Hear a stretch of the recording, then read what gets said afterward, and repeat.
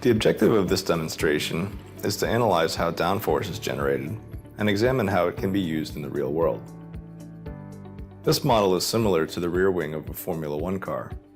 If you look closely, you'll notice that the two segments spanning across the model are simply airfoils flipped upside down.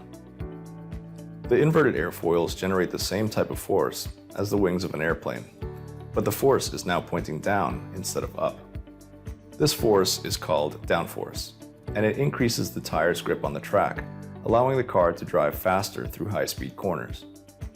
To begin the exercise, click Create Solution and select Fluid Behavior. Leave the fluid material set to air and allow Discovery Live to create a fluid volume for external flow. Then click Create. Zoom out and select the enclosure face on the right as the inlet location. Then select the bottom face as the ground plane. As soon as we've defined these two items, Discovery Live begins to generate the results.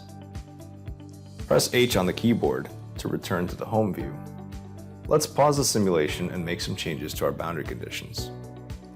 The top speed of a Formula One car is over 300 kilometers per hour, so let's set the flow velocity to 85 meters per second.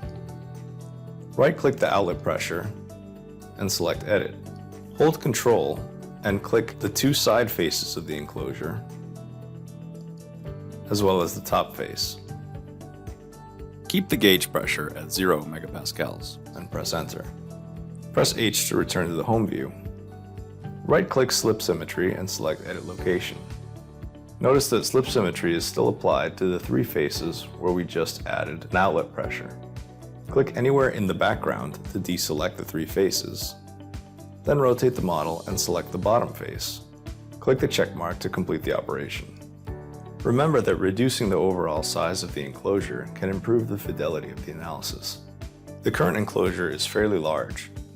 Let's move the sides of the enclosure a little bit closer to the wing and do the same for the top, inlet, and outlet faces. Right-click and select Edit Enclosure. Then hold Control and select each of the two side faces first. Click and drag the mouse to adjust the size of the enclosure. Make sure to leave a little bit of room on either side for the airflow. Now adjust the three remaining faces.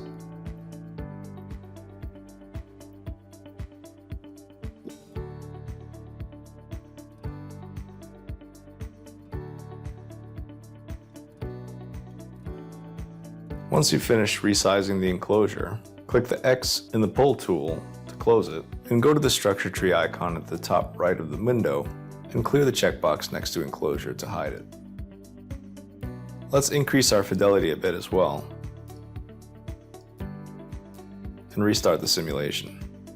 Once the airflow has passed through the entire enclosure and stabilized, we can take a look at the results a little more closely.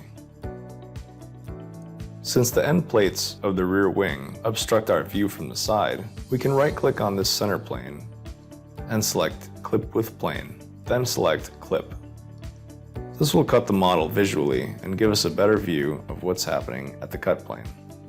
If we go to our side view and zoom in, we can see what's happening in each of these airfoil sections. Notice that a small bit of the airflow is passing through the gap between the two airfoils. As the air accelerates through that gap, it improves the downforce effect. We can also see that behind the two wings, there's a lot of turbulence generated. Let's activate Streamlines and use those to visualize the results as well. Pause the simulation and disable the Show Results button. Then select Streamlines. Zoom out and rotate the model so we have a good view of the emitter. Click the emitter outline and drag the mouse to adjust its shape. We can adjust the width of the streamlines from the menu below. Then click Start Animation.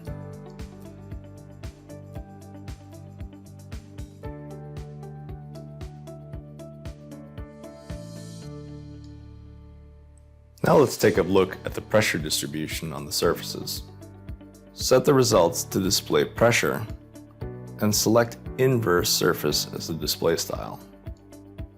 Disable the cut plane if necessary. We can easily see that the top faces of the wings, especially the bottom wing, experience high pressure. This is indicated by the orange color.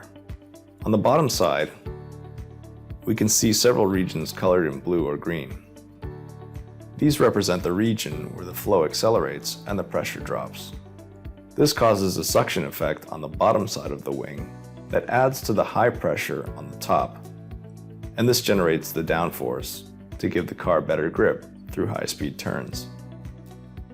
This concludes the demonstration on understanding how downforce is generated.